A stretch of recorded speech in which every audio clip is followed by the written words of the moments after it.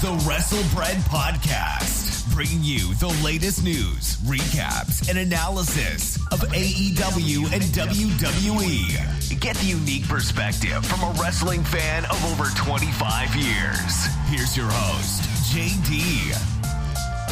What's going on, guys? This is Jaydee here, and this is episode 62 of the WrestleBread Podcast. So I'm going to go over everything that has happened in the past week, a little bit that has happened on Raw. I didn't get a chance to catch all of Raw last night. And I'm also going to go over some old Summerslam matches as well. Since we're on the road to SummerSlam, there were a few, there is a match that has been pretty much official for SummerSlam and some more news and everything that's going on. So let's get right into it. So first of all, rest in peace to Regis Philbin.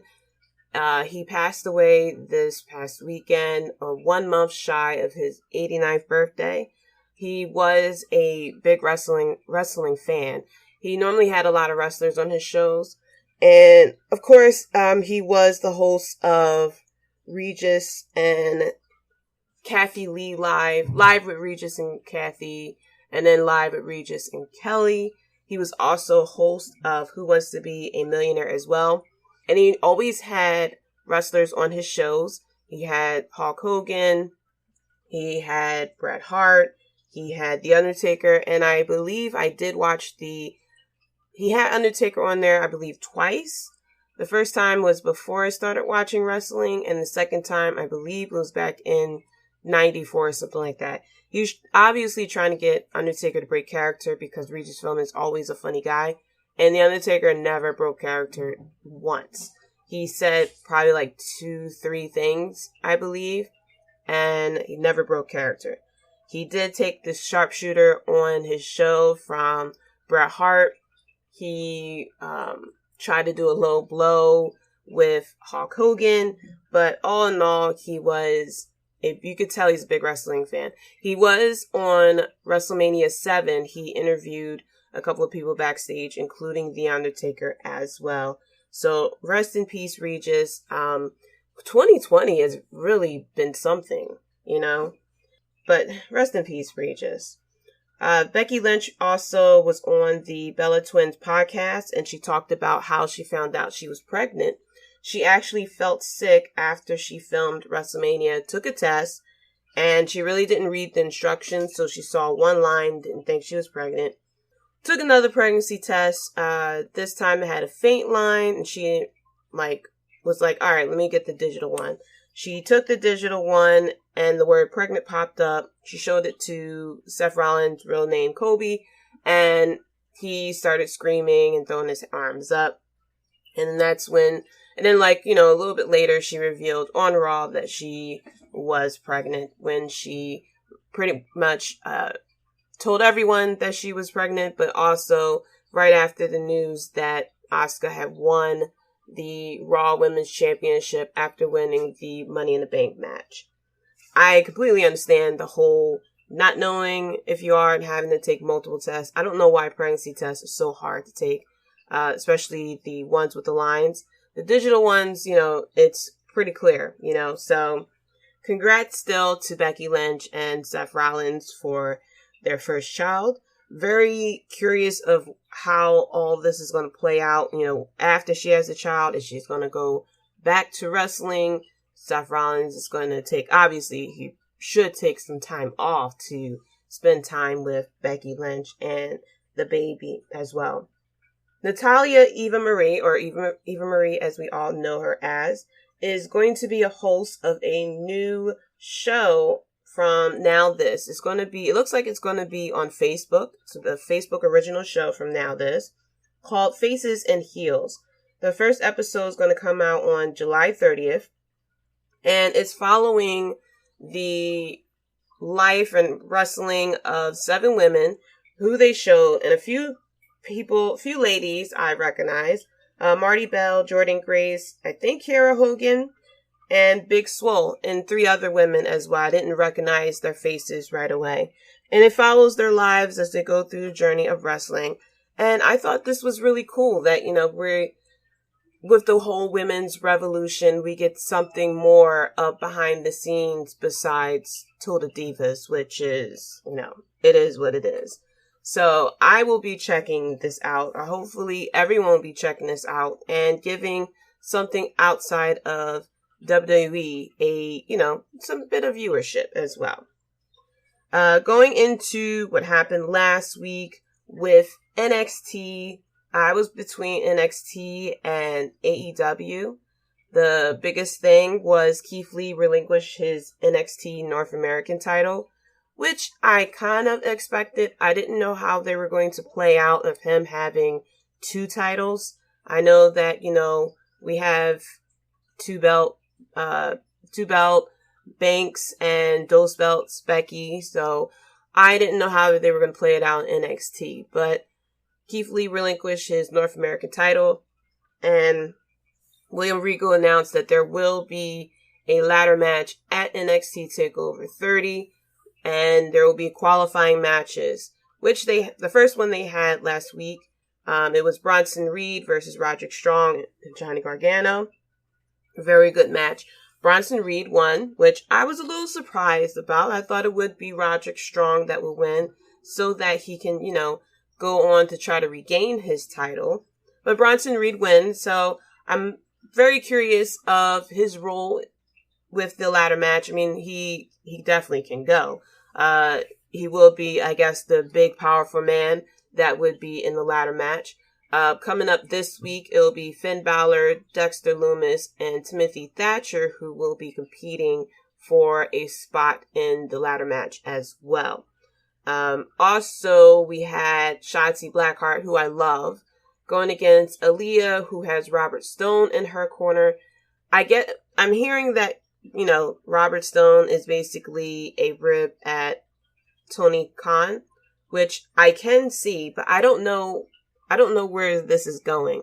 They gave him a bigger spot when Aaliyah was going against Rhea Ripley.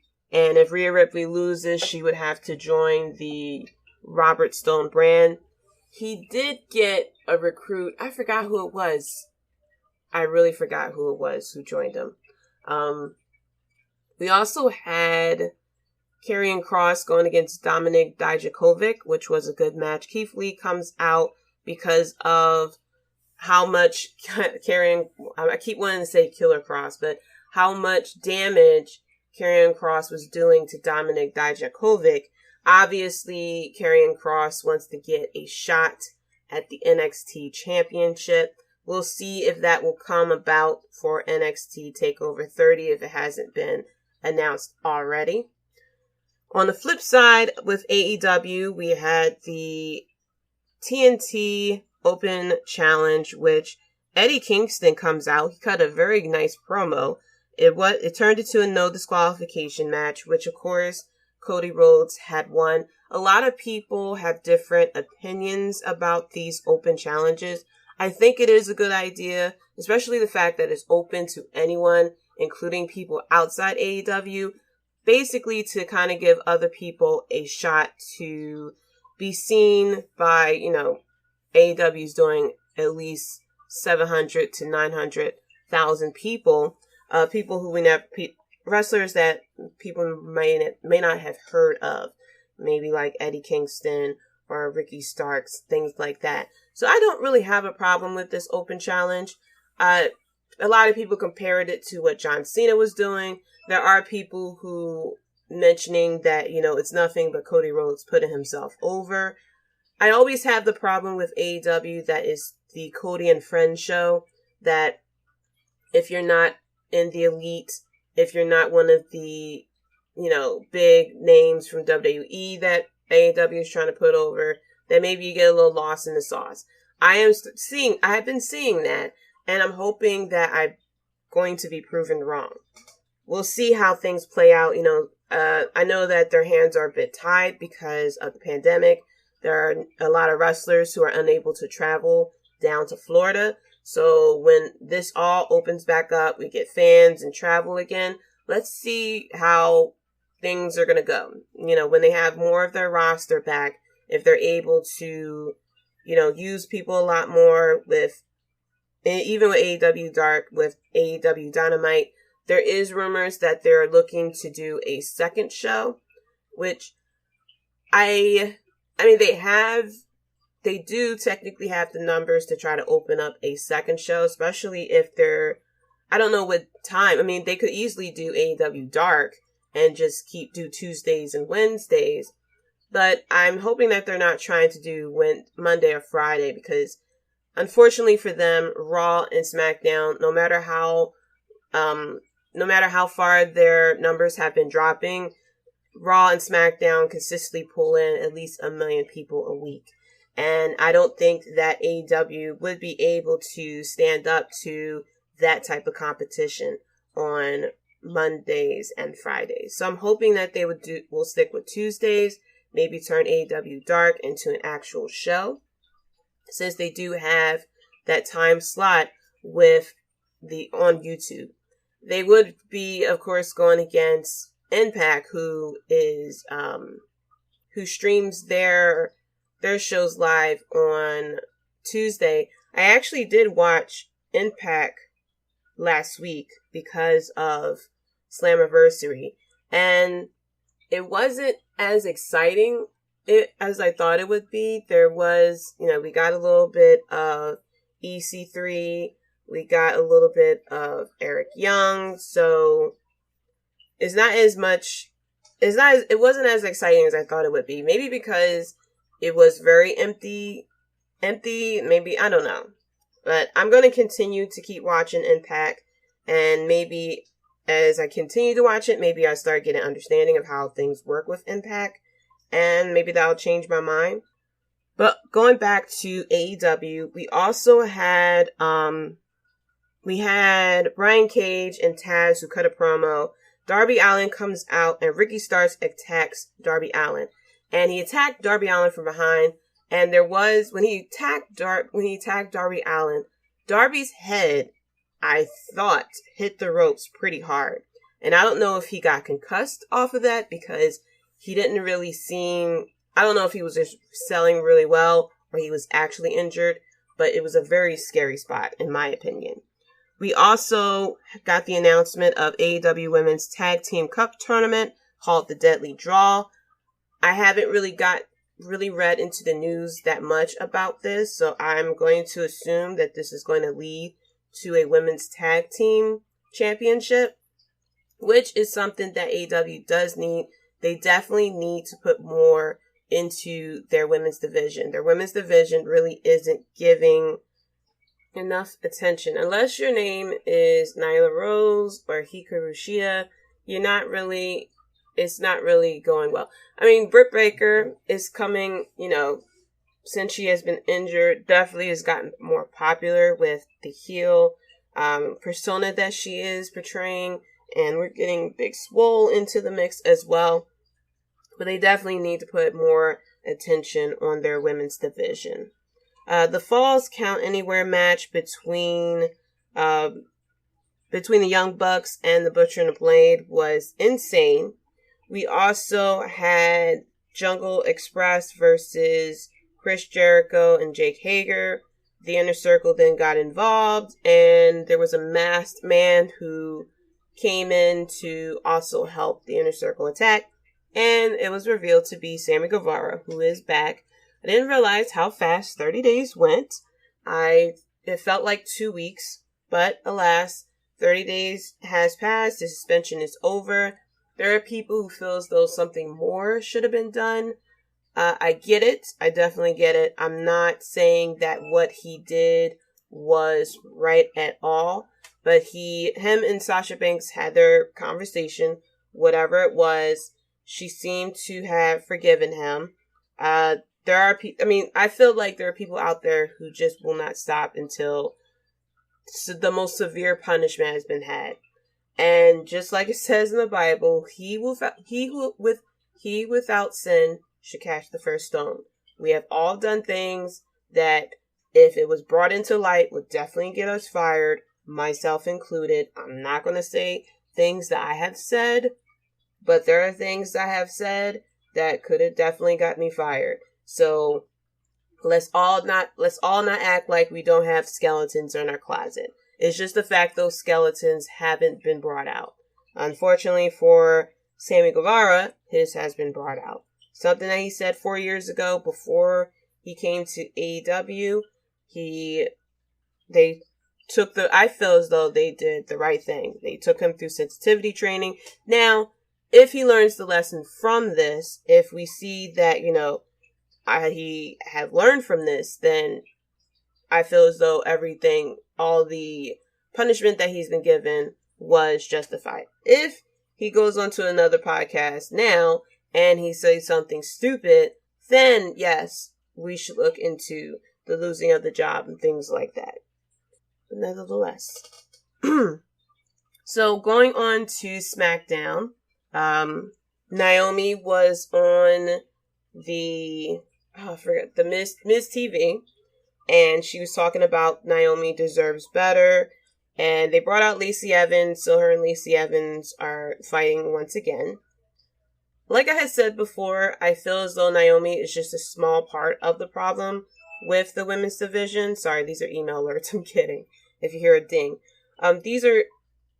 Naomi is just a part of the problem. I feel as though, yes, Naomi does deserve better because she has the skill to definitely be world champion or everything. And there's people that's like, well, she should work hard, or that, the title. I forgot what people's defenses are, but let's not forget, and I looked it up, the women's title for SmackDown and Raw was going back and forth between the horsewomen like hotcakes, okay? But let's not forget that Sasha Banks would win the title the Raw after a pay-per-view and then lose it at the next pay-per-view, then win it again at the Raw after another pay-per-view, and then lose it at the next pay-per-view. So the title was just jumping around, going back and forth like a hot potato. So let's not act like there's any, that someone should work hard or anything like that with the title. Bayley has had the title for almost over 200 days. Becky Lynch held the title for over a year. So, and they're the horsewomen. Charlotte has had the title so many times. Okay? Yeah, I want other women to get a chance to hold the title. I remembered when the SmackDown title was a title that were given to women to elevate it. And it was Raw that the horsewomen was going back and forth over. So I feel as though, yeah, Naomi does deserve a shot, but I feel as though there are other women in the division who also deserves that shot as well. Kofi Kingston has suffered an injury after his tables match on Extreme Rules, which I'm not surprised about, especially if it was from that last spot when he went through 2 tables. He said that he will be taking 6 weeks off, and now it's time for Big E. Big E is unleashed. He's going to get his singles run, which is definitely deserved. I mean, we had Kofi Kingston, and now it's time for Big E. I don't know what they're going to do with it. I mean, this is SmackDown, so I don't know where they're going to go with this. Maybe he'll go after the United States. I mean, not the United States, the IC title. Maybe he'll go after, Drew McIntyre and the WWE title. Who knows? Who knows what they're going to do with this? There was a number 1 contenders match for the IC title. AJ Styles was sitting on commentary, and Grand Malik won the title, which I'm a bit surprised about. I was rooting for Chad Gable, as I feel as though Chad Gable definitely deserves a chance. But I'm very intrigued by the type of match that AJ Styles will have with Grand Malik. Let's all not forget, I believe it was Elimination Chamber where Lucha House Party was going crazy with their spots. So I'm very interested of how this match will turn out. And then we end with the bar fight, which was very good. I thought something told me that it would actually take place, and something told me it will actually take place in a bar. But this went all over the place. The match, we thought the end of the match, Jeff Hardy was laying on the ground. Sheamus put a hat on top of his face, went to go get a drink, take the hat off of him, and Jeff Hardy had the, I guess, Brother Nero face paint with the eyes all white. He did a swanton off of the ladder, wins the match. This fight went into the bathroom. It went all over the bar. It went, places where everyone was eating. Well, of course, there was no one in there. The bartender got put through a table. And I'm sitting here wondering, why wasn't this on Extreme Rules again? I mean, this puts the extreme in Extreme Rules. I mean, why not have Jeff Hardy, the man who is known for having Extreme Rules matches, on a pay-per-view about Extreme Rules? That don't make any sense. Apparently the thing is that they wanted it to be on Smackdown to kind of increase viewership. I didn't get a chance to see what their numbers did, if it got any better. But I don't understand why it wasn't on Extreme Rules. They definitely could have took off that stupid United States Championship match that never occurred and threw this match in there. But I guess we had to keep the horror portion of the horror show at Extreme Rules. But nevertheless, this was a good Extreme Rules match. Going on to Raw. Like I said, I didn't really get a chance to catch all of Raw, but I did see what the rumors are true. Randy Orton is challenging Drew McIntyre for the Universal title at SummerSlam. I don't know how this is going to go. No, I do know how this is going to go, because the rumors is that Randy Orton's going to win the title, and then him and Edge is going to face each other again for the championship. Because that's what we want to do. I don't think Drew McIntyre responded yet. But we all know he's going to say yes. And this is going to be a matchup. And we know how it's going to go. And it's a shame because Randy Orton, I like Randy Orton, but I'm tired of Randy Orton getting the title shots out of nowhere. Sorry to say. We also had I believe this was a number 1 contendership for the Raw Tag Team Championship. Garza and Andrade won, which I really hoped would happen. And I'm sorry to say, I'm ready for the Street Profits to lose the title. Since they won the title, they really haven't done much with the championship except for have this weird feud with the Viking Raiders. Yeah, it was on TV a lot. They went through the whole anything you can do, I can do better. But what does that do for the tag team titles? I feel as though with Garza and Andrade, they can do a lot with it. Definitely put more, not prestige, but it would be defended a lot more than what the Street Profits have been doing. I like the Street Profits, especially when they were in NXT, but I knew when they got called up to Raw that it would be nothing but pretty much joke and comedy, which is exactly what we're getting here. And this is why I prefer AEW Tag Team Division, because they actually do matches. I mean, it's not like a whole bunch of hoopla or anything like that. Yes, they had the Stadium Stampede and things like that, but the Tag Team Division is legit, I have to say.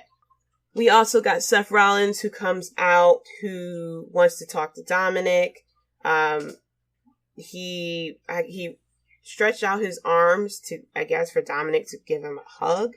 And Dominic starts beating up Seth Rollins, took out a Kindle stick, and went to town. And my mind, I cannot believe this is the same little kid with the blonde hair who we thought was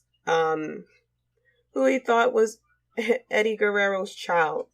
This is the same kid who is now a grown-ass man. That just blows my mind. Seth Rollins and Murphy gets, the better of Dominic, of course, 2-on-1. And then Aleister Black comes out of nowhere, starts attacking Seth Rollins. Murphy gets on top of him, and Seth Rollins tells Murphy to do it. And Murphy puts Aleister Black's eye into the stairs, and I guess that's what we're doing. They're putting people's eyes into the steel steps. He did do the job. Aleister Black was rolling around. I didn't really I didn't really see if there was like blood or anything leaking out. And that's all that I caught from Raw. I think I missed the women's match. You know what? I forgot. I did catch Shayna Baszler, who is now feuding with Nia Jax. And I'm fine with this. They fought each other on Raw, which resulted in a double countout, I guess, so we can continue this on for SummerSlam. I did also catch Mustafa Ali versus Bobby Lashley, and Mustafa, of course, was defeated with that stupid full Nelson. It feels like we're in the 80s with that full Nelson match as well. Let's see. So from what I read as far as the results, it looked like Asuka officially lost her title. It looks like, I think it was Bayley who started beating up Kairi Sane, and I guess this is how Kairi Sane is going to go out. Asuka got counted out, and it resulted in Sasha Banks to win the title.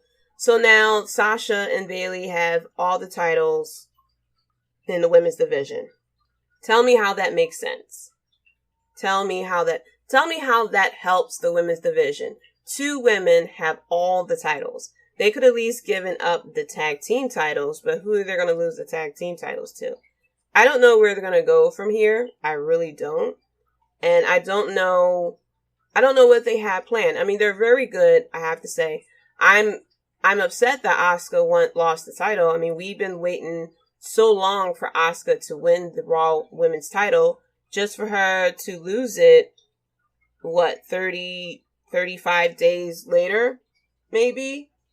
So, I don't know where they're going to go with this, but I don't know. I don't like the fact that they have all the titles, and we're sitting here talking about how someone deserves better, and you talk about the women's revolution, everything like that, and 2 women have the only titles. We also got Drew McIntyre. Oh, okay, so Drew McIntyre did accept Randy Orton's challenge for the WWE Championship. Oh, I forgot, it's not the Universal. WWE Championship match at SummerSlam. And then we had Dolph Ziggler versus Drew McIntyre. Drew McIntyre picked the stipulation of Extreme Rules match. Okay. And Dolph Ziggler loses again. And then Randy Orton hit the RKO out of nowhere to close out the show. So we are on the road to SummerSlam. We are getting Drew McIntyre, who's going to lose his title to Randy Orton. We got Grand Malik versus AJ Styles at SummerSlam. We have the Street Profits versus Garza Andrade at SummerSlam. And who knows how they're going to build up the women's division as well. So speaking of SummerSlam, I went to Twitter and I asked the followers to pick out some matches, some SummerSlam matches they would like for me to review on the road to SummerSlam. And I did get, I have about 6 of them that I got back that I will be reviewing in the next 6 weeks up into SummerSlam weekend.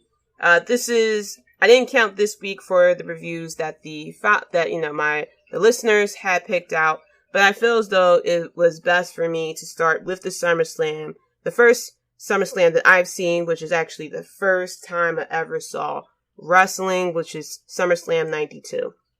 So I was at my cousin's house. If you don't know the story, I was at my cousin's house. They are wrestling fans. They don't really watch wrestling anymore. Out of the 3 of us, I am the only one who is still watching wrestling. They were wrestling fans, and they decided to turn on SummerSlam 92. Now, this is back then with cable. We had cable boxes, and you had to know someone in order to get what's called the chip. And with the chip, they put it into the cable box, and you're able to get all the pay-per-view events at no charge. So this is how I was able to watch all the pay-per-view events back then, especially when they started the In Your House, and you had to pay each month. All the WrestleManias, SummerSlams, Royal Rumbles, Survivor Series. This is how I was able to watch a lot of the pay-per-views until I moved out of my mom's house. But I always would go back to my mom's house from time to time just to catch the WrestleManias. So they turned on to SummerSlam, which was already in progress. And the first match that we saw was Macho Man versus the Ultimate Warrior. Now, I'm not 100% sure if we caught the entrances of the two men, but I definitely remember seeing that match. And 8-year-old me, my eyes was like, whoa, what is this? Because I was kind of into, I was into like Batman, you know, a lot of the superheroes, things like that. And so when I saw Macho Man and Ultimate Warrior, especially Macho Man with the all pink, Ultimate Warrior with the skin colored, singlet, and my eyes was like, whoa. So I rewatched it, of course, as an adult, because my eyes were really big when I watched it the first time. And so rewatching it, there was things that happened that I didn't remember back then. I just remembered the spectacle of seeing the Ultimate Warrior and Macho Man. So with this match, this was a rematch from WrestleMania 7.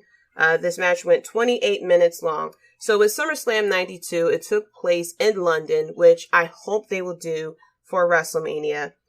This was the first time that a pay-per-view event, one of the big four, took place outside of the United States.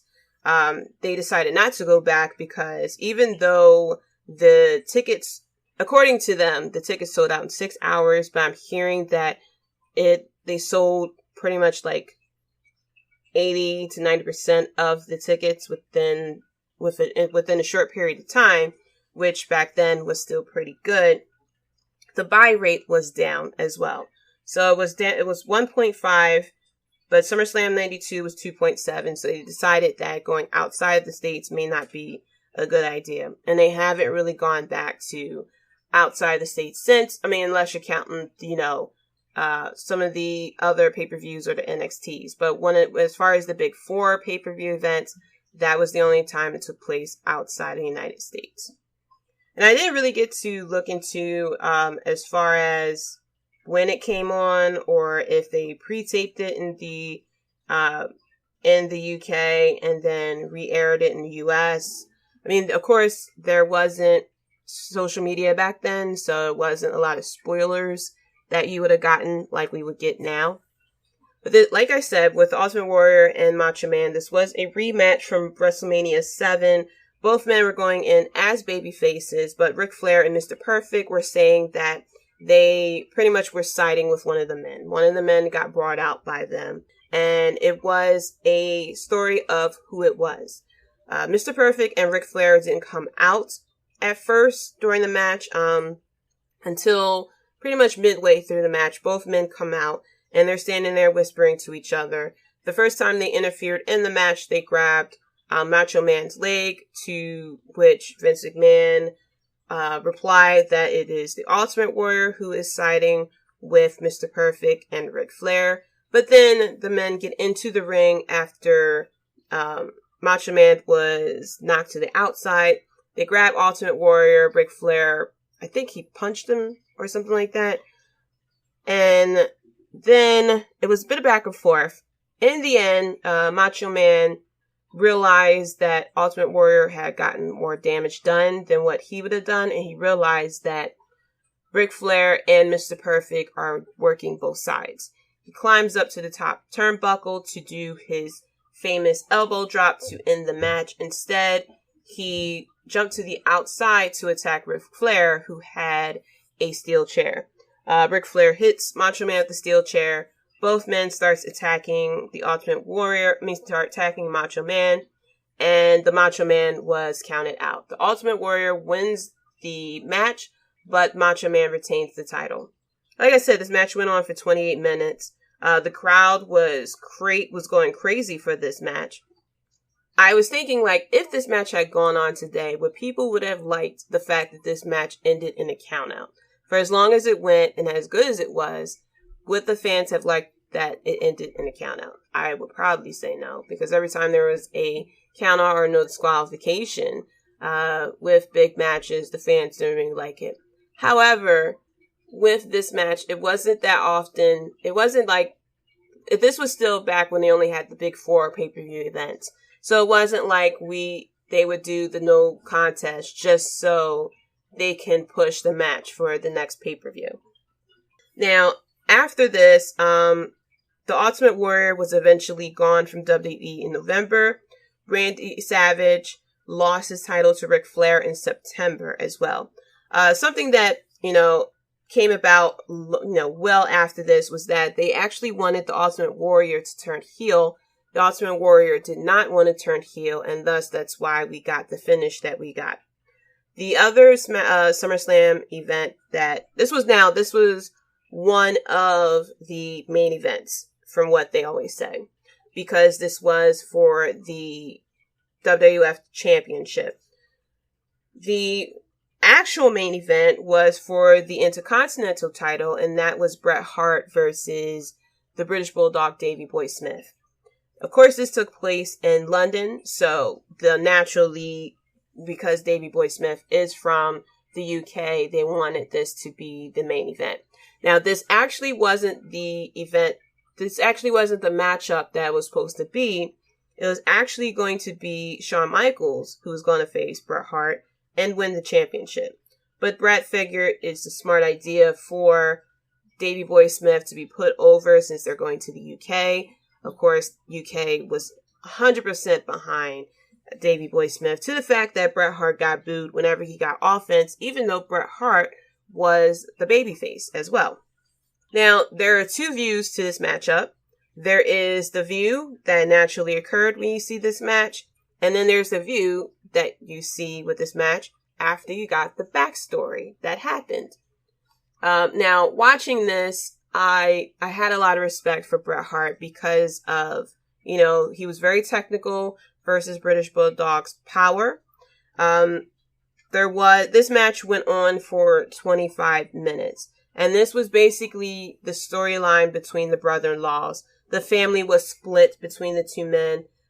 Jimmy Anvil was behind the British Bulldog. Owen Hart was behind Bret Hart. Diana was split because it's her husband versus her brother. And she was just hoping neither man will get injured. Looking at the matchup, it was a great match between both men. With Davey Boy Smith winning. And Davey Boy Smith went to shake Bret Hart's hand. Bret Hart went to turn away. And then Bret Hart decides, shake Davey Boy Smith's hand, gives him a hug. And the 2 of them celebrated. Diana comes in, gives British Bulldog a hug, then hugs her brother. And then you see the shot of the 3 of them with their hands raised in celebration with the fireworks going off and everything. And the crowd going wild. Then comes the true story later on. The true story is that whole match was pretty much done by Bret Hart. Bret Hart had such excitement for this match, to kind of really display Davey Boy Smith, the fact that they're in the UK, they are in the main event. Bret Hart felt as though there was nothing that was going to stop this match from being great. Unfortunately, he was trying to contact Davey Boy Smith to go over the spots of, to plot out the match, which is going to be the biggest match in their lives up to this point. And Davey Boy Smith wouldn't return his calls. He kept trying to find him. And then he was able to track down Davey Boy Smith the night before the pay-per-view. And the Bulldog mentioned that he was spent weeks smoking crack with Jim the Anvil Neidhart. And Bret Hart sat down with the Bulldog and they went over the match, and he kept repeating it over and over and over and over again so that Davey Boy Smith can remember. Let's go on to the pay-per-view event. Right before the bell rang, Davey Boy Smith admits that he forgot the entire plan. We're in the main event of one of the biggest matches. It's in the UK. You got, Davey Boy Smith to be put over to win the title, to finally, get put in the spotlight, and he forgot the entire match. So what did Bret Hart do? Bret Hart carried the fucking match, which, whatever you feel about Bret Hart, you have to give him nothing but respect for that. The man carried both men through the match. So if you notice, there was a lot of sleeper holds that Bret Hart put on. There was a lot of slowdown in the match. And then, of course, Davey Boy Smith put out his power and everything.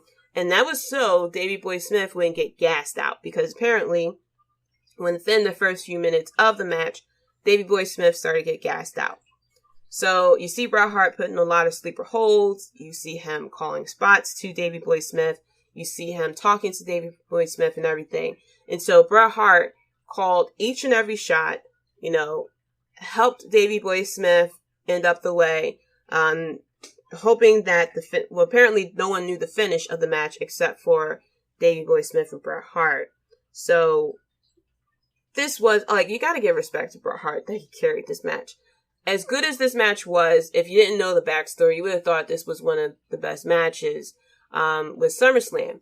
But now, knowing the story, the fact that this match went on for almost 30 minutes, and it was one guy who had to shoulder the load of everything that was going on. So after this match, because Davey Boy Smith was he held the title just so Shawn Michaels could win it from him. Shawn Michaels did win the title from Davey Boy Smith back in October. Shawn Michaels, with this card, was going against Rick Martel because of the storyline that had to do with Sensational Sherry as well. Also, Lennox Lewis was in the corner of Davey Boy Smith as well. And this isn't the first time that Bret Hart and Davey Boy Smith went against each other. One of the times they went against each other was back in 1998 as well. So that's my overview of the first SummerSlam, the first wrestling event that I've seen, which was SummerSlam. Of course, between the match of Macho Man Warrior and Bret Hart and Davey Boy Smith was The Undertaker versus Kamala. And that was the first time that I've seen The Undertaker. And I went to watch it back, and I forgot that this is the event where The Undertaker comes out with a hearse. And there was a casket in the back. I wasn't really a fan of Kamala. I didn't like the look. But I started becoming a fan of The Undertaker. I don't know, I guess it's the relation to, I like the dark side people, maybe? Because I'm a fan of Batman, I'm a fan of The Undertaker, I'm a fan of Darth Vader, so I guess that's the connection between my three favorite characters / people in life. But if you want me to review more of SummerSlam events, next week I will be reviewing SummerSlam 1994, where we got Taker versus Taker, and we got Owen Hart versus Bret Hart as well. So I'll be going through those two SummerSlam matches. If you want me to go over more SummerSlam matches, be sure to tweet me out. Let me know which SummerSlam matches you would like for me to review on the road to SummerSlam. And that's it for the WrestleBret podcast. Thank you so much for listening. Be sure to follow me on Twitter at Jaydee Talks. That's Jaydee Talks. Follow the podcast at WrestleBret as well. Like I said, let me know what matches you would like for me to review.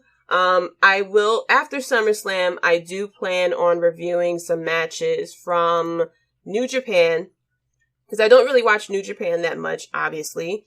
I have seen highlights and I know names from New Japan, but I do plan to, ask you guys what matches that I should review, whether present or past. And I'll be doing the same thing with Impact as well. Shout outs to Julian and Rob Bass from the Wrestling Court Podcast and theturtleminds.com, Keita and Jay from Keita and Jay Show, Chris from We Talk Next Podcast, Nando and Larry from Half K Podcast, and Devin and Hafiz from Clark Street Wrestling as well. I actually put out this episode earlier than what I wanted it to be. Like I said, I'm trying to put the episodes out earlier in the week versus later on in the week. That way, I like being able to review last week and putting it out early for next week, so it doesn't feel like old news. So hopefully next week I will put out this episode a little bit earlier, maybe Tuesday if I'm, maybe Tuesday instead of Wednesdays, Thursdays, and Fridays. So wish me luck. Like I said, work gets a little bit crazy, but I'm getting a better schedule where I have a little bit more time at home than what I normally have been getting. So thank you guys once again for listening. And until next time, guys, peace. Thanks for listening. If you enjoyed the show, be sure to subscribe and leave a review. Check us out at WrestleBread.com and subscribe to WrestleBread on YouTube for more breaking news and JD's opinions.